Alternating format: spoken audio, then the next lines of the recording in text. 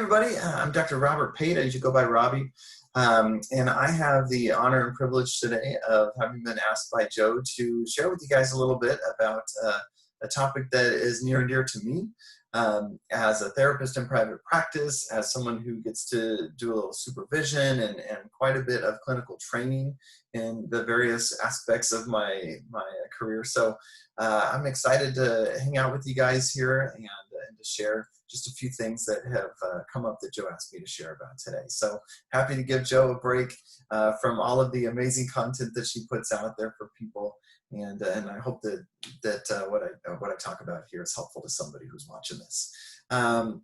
So again, I'm Robby, and I work in private practice with Cat Family Therapy, owned by a friend of mine named Ernesto Segismundo, who I think some of you know. He and I also co-own a company called Savvy Psych that does private practice consulting, and then kind of in a non-clinical but related aspect of my life, I'm the director of clinical training for a Doctor of Psychology program in clinical psych at California Baptist University.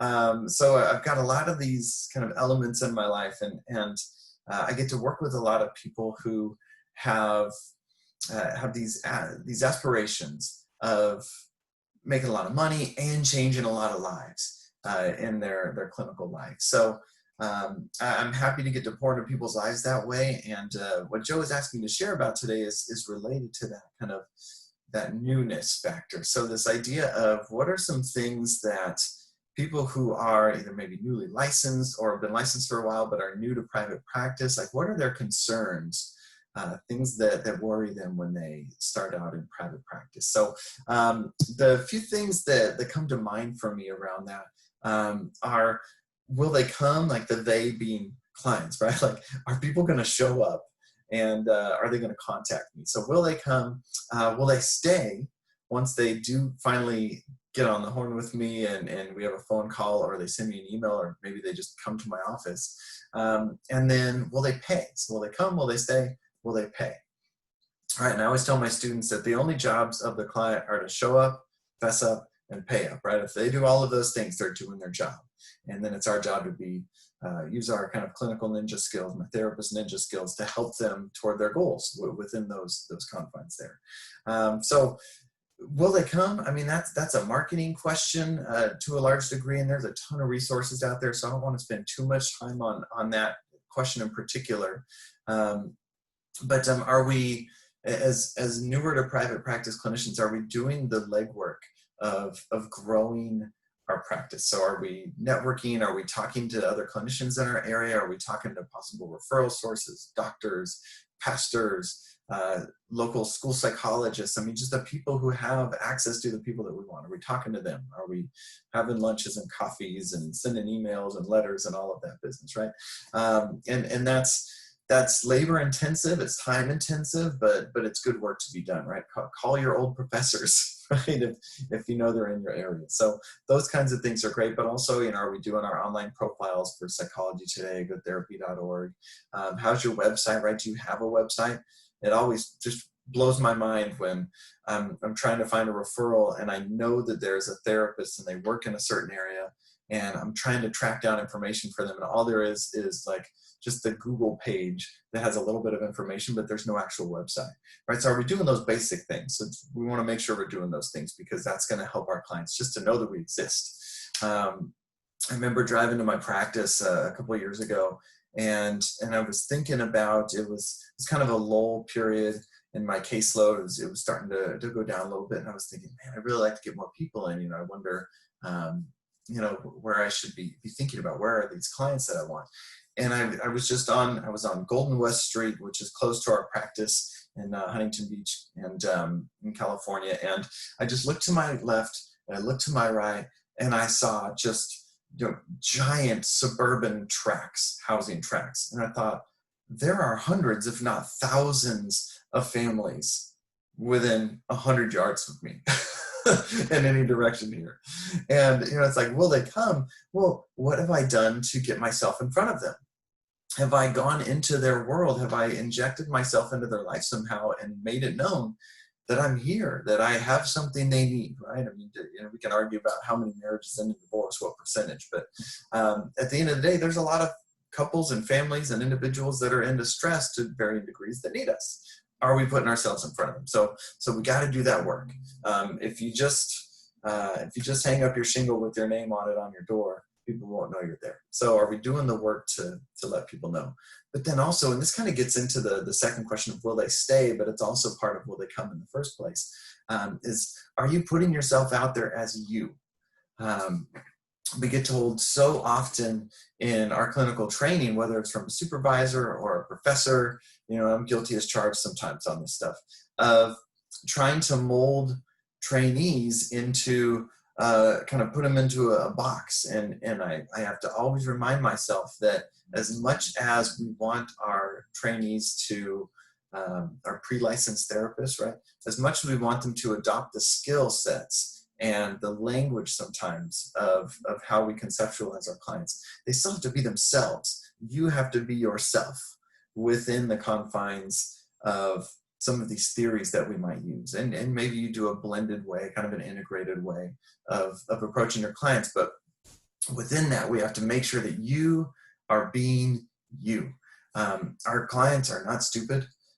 They will know if we were trying to be somebody else, right? If you've got like a favorite supervisor, maybe there was a favorite professor, or you watched some training video, or you went to a live training somewhere, you went to Evolution of Psychotherapy or something, and you saw Yalom or Sue Johnson or somebody on stage, you thought, oh man, I got to be that person, right? They're so good.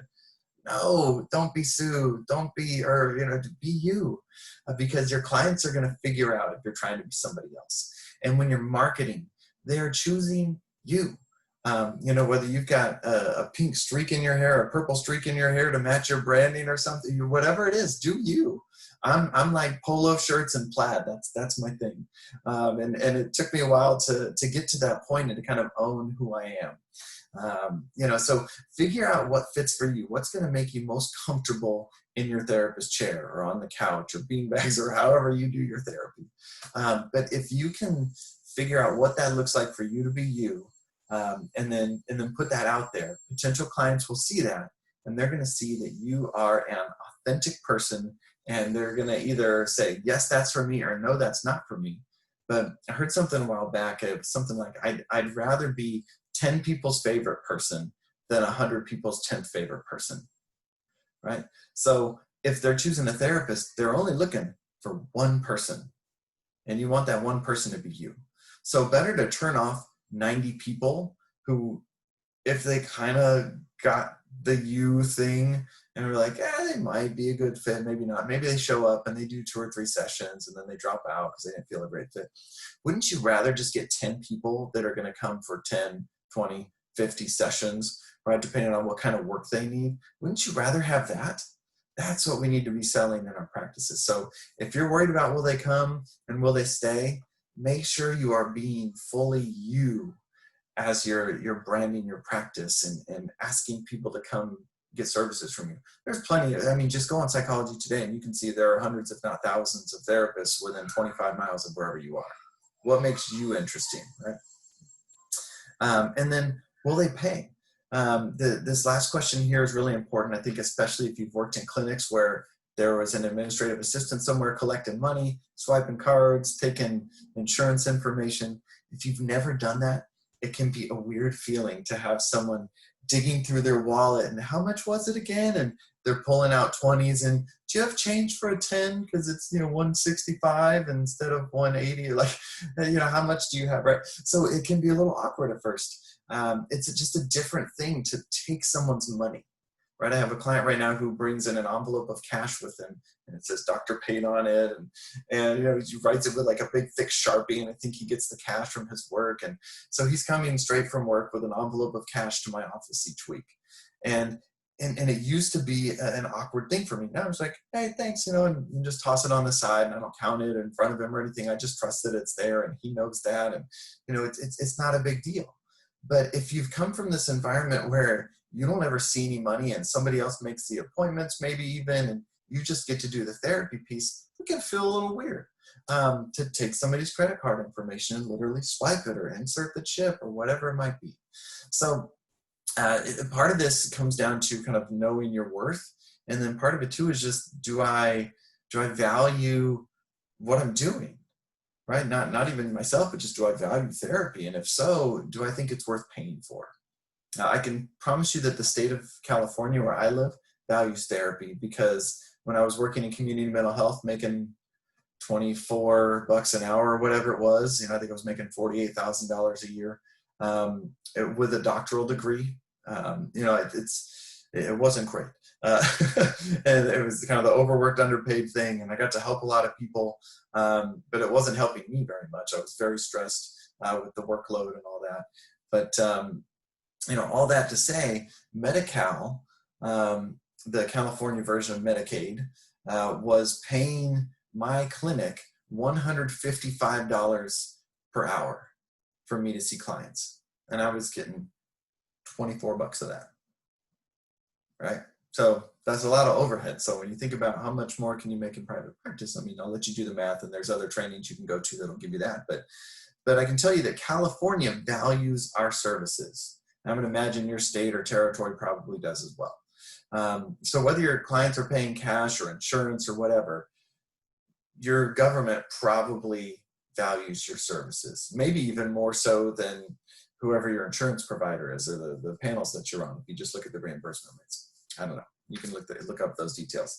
But the point of talking about this is that I want you to value you and what you have to offer your clients. And if you value it, and you have good boundaries around it, and you charge people for no-shows after having a very straightforward, clear discussion about your no-show policy, people don't usually bat an eye about that. They know, because you've had clear boundaries. And as long as you value your time and the therapy sessions, sometimes they'll even change their plans to make sure they come in.